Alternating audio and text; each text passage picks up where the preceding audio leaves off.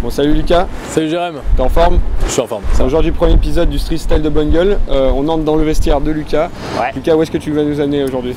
Je vais t'amener au Badmitender, c'est le restaurant du frère de Long. On va boire un petit bubble tea parce que j'en ai jamais bu. Bête. On y va? On y va.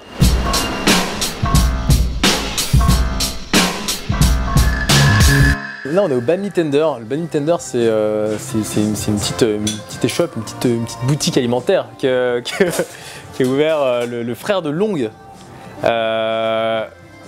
Pourquoi j'ai... Voilà. C'est bien qu'il passe un peu à la caméra.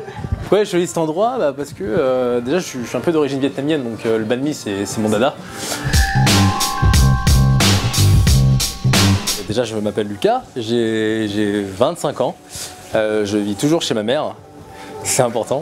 D'ailleurs, maman, si tu me regardes, je t'embrasse. Je suis rédacteur en chef en fait, de Bungle. Je m'occupe de tout ce qui est contenu sur le blog et sur le shop. Donc je veille à la ligne éditoriale, j'essaie de trouver les nouveaux sujets qui intéressent les lecteurs, etc. J'ai vraiment su que je voulais faire ça, faire de la mode ou travailler dans le monde de la mode. C'était en école de commerce. À l'époque, en fait, j'étais président d'une asso.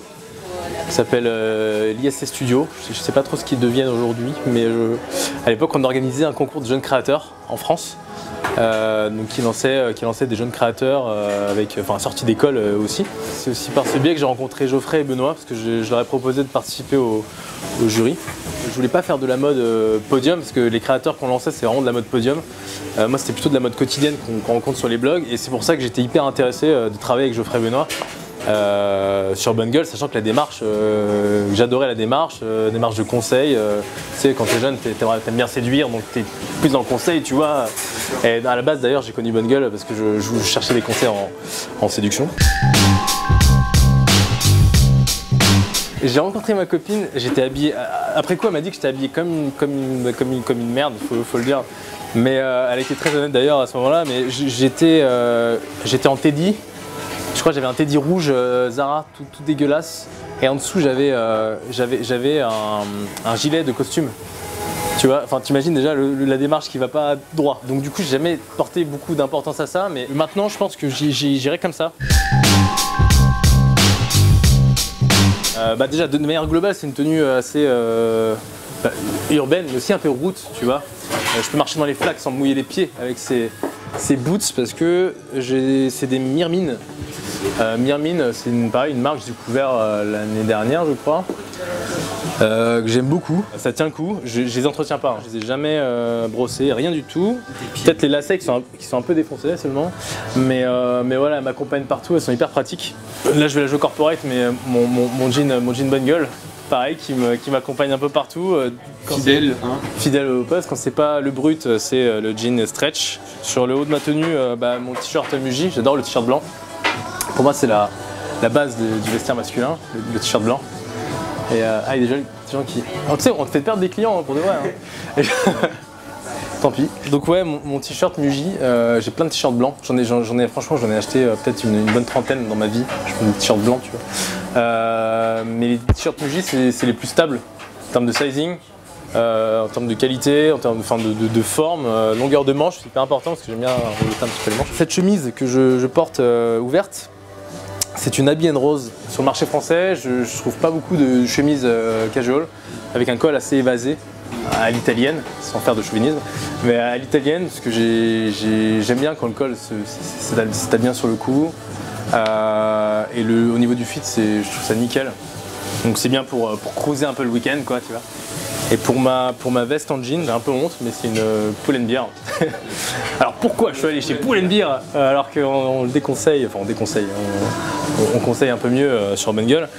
Pourquoi chez Pull & Bear? Simplement parce que pour le budget que j'avais, je n'avais pas trouvé ailleurs une couleur, un coloris aussi délavé, aussi presque blanc, tu vois. Mais en tout cas la qualité est très sommaire, quoi, tu vois.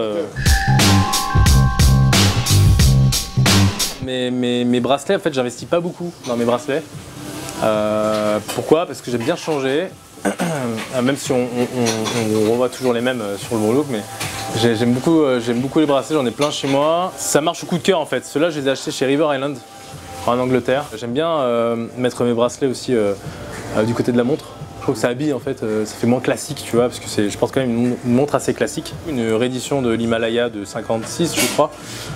C'est une montre très simple à quartz. Ils ont sorti l'automatique peut-être 3 mois après l'achat, mon achat, donc j'étais un peu dégoûté, tu vois, au début. Mais je l'aime bien, elle est plate, j'adore les montres plates. Et j'alterne mon bracelet en cuir et mon bracelet NATO.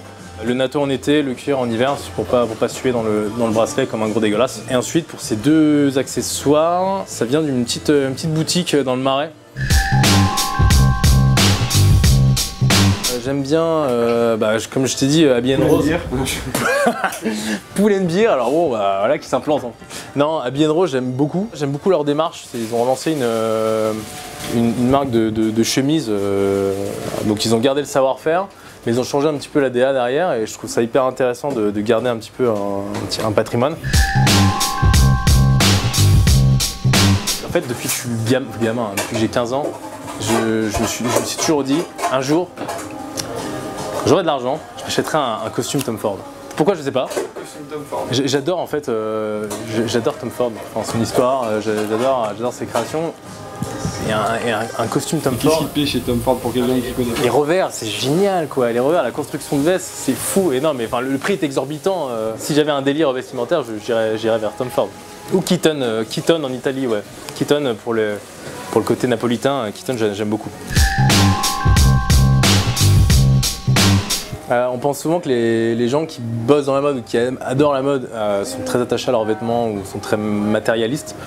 Moi, je pense pas l'être beaucoup. J'aime beaucoup les fringues, mais je n'ai pas une pièce en particulier. Si les accessoires, ça rentre dans le jeu, je sauverais la Seiko que mon grand-père m'a léguée. C'est un truc qui me, sentimentalement parlant, est plus fort. Et puis c'est facile à porter aussi, parce que je ne me vois pas porter mes double breasted jackets, tu vois, et partir en courant.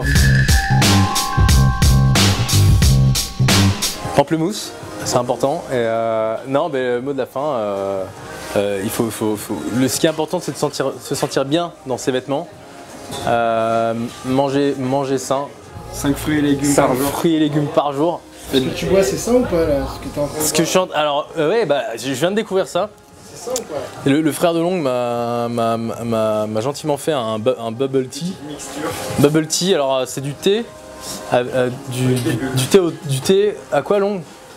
Je crois que c'est du thé avec du lait. Du thé avec du lait et puis du taro, de la poudre de taro. Ça ressemble à... Je me racine le temps. Et puis des petites bulles de tapioca. Je sais pas ce que c'est, mais c'est bon. Bon, non, vraiment c'est bon. Mais je sais pas si c'est sain, mais c'est bon. En tout cas, les conseils que je donne, je les suis pas toujours. C'est comme ta veste pleine de bière. C'est comme ma veste pleine de bière. Ah bah ça va.